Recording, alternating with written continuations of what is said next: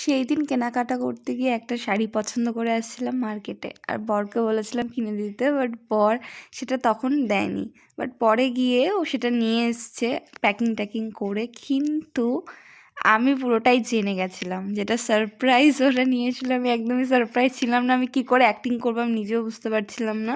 তো এটাই আর কি তোমাদের সাথে শেয়ার করব। তো ওটাই তোমরা দেখো পুরোটা, তাহলেই বুঝতে পারবে কি হয়েছিল এক্স্যাক্টলি ঘটনাটা। আমি সব বলে দিচ্ছি তোমাদেরকে। ভয়েসেই বলে দিয়ে গাইজ, আমি জেনে গেছি। আমার বর আমাকে সারপ্রাইজ দিয়েছিল, কিন্তু দোকানদারটা ফোন করে আমাকে জানিয়ে দিয়েছে। এত প্যাকিং করে এনেছে পিছনে আপনার পিছনে মশাইটা কে উঠিয়েছে তো দিদি, খুব সুন্দর লাগছে দেখতে। शिवा दीदी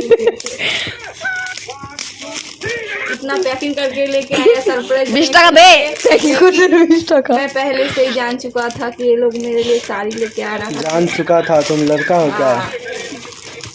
কত বসে অন দিব এরকম জিপ খুললাম রে, জীবনে তো যাই না এরকম কিছু। দেখো কয়েকটি, মাই গড।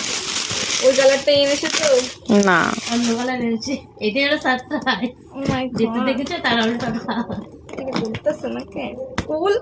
ওই এই দেখ এরকম যুদ্ধ করতেছে। প্লাস্টিক মারা আছে। ও এত প্লাস্টিক মারছে কেন? ও মাই গড গাইস, এই শাড়িটা ফ্রি। এই শাড়ি দেখ সীমাদি, দেখছি মেলা শাড়ি দোকানে অ্যাভেলেবেল। এর জন্য কোনো জীবন প্রাণ গেছে না, আমার শাড়িটা ভালো লাগছে, জীবন প্রাণ জানা। সুন্দর লেগেছে। এটা হালকার মধ্যে অনেক সুন্দর আছে।